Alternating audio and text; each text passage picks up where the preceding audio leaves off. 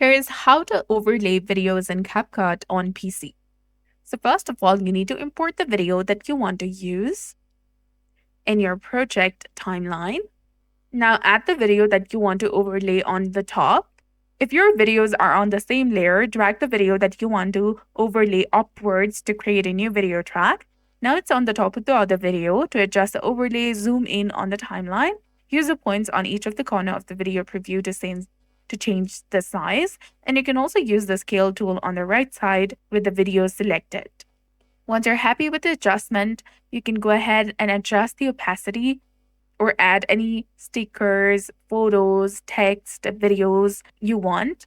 And once you're finished, tap on the export button in the top right corner of your screen to export it on your device. So that's it. I hope you found this video helpful. If you did, please like, share, and subscribe. Thanks for watching. We'll see you again in the next one.